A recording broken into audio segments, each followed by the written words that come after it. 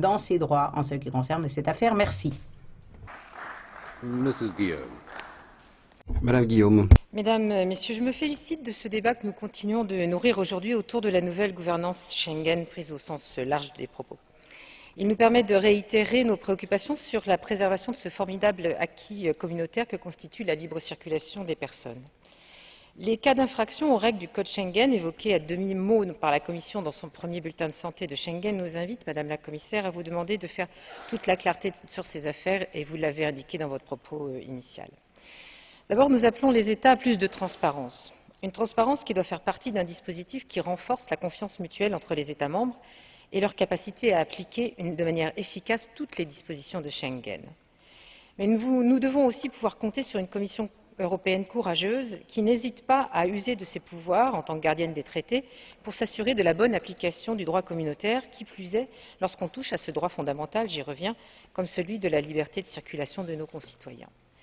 Plus que jamais, les exemples évoqués, qu'il s'agisse de l'Allemagne ou des Pays-Bas, mais on pourrait évoquer des cas plus anciens comme l'Italie et la France, à la frontière de Vintimille, ces exemples donc sont autant d'arguments invitant à plaider davantage pour la mise en place d'un mécanisme européen d'évaluation de Schengen de nature communautaire et dans lequel le Parlement européen a tout son rôle à jouer.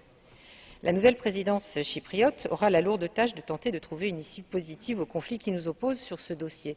D'ailleurs, je vous avoue, monsieur, ne pas avoir tout à fait reconnu dans vos propos ni le déroulé ni les résultats de nos discussions antérieures, mais sans doute est-ce une mauvaise compréhension de ma part. Je rappelle donc que le système, en effet, c'est un système intergouvernemental qui se pratiquait sur certains sujets. Il n'est plus adapté à l'Union européenne telle qu'elle se construit aujourd'hui, et ce d'autant plus si l'on souhaite pérenniser l'adhésion des peuples européens à ce projet qui nous rassemble. Faute d'évaluation partagée des situations frontières, il y a fort à parier que les mêmes logiques politiciennes teintées de dérives populistes resteront encore d'application, ce qui est tout simplement délétère pour notre démocratie européenne. J'en termine en réaffirmant que seule la solidarité européenne et une approche communautaire nous permettraient de mieux répondre aux défis posés par la fragilité structurelle de certaines frontières, fragilité qui, à l'évidence, nous inquiète tous. Merci beaucoup. Thank you. Mrs. Merci, Madame Weber. Thank you, Chair. Merci, Monsieur le Président. On nous dit, on nous redit de la part du Conseil, de la part de certains États membres, de la part de la commissaire, que l'accord de Schengen fonctionne bien.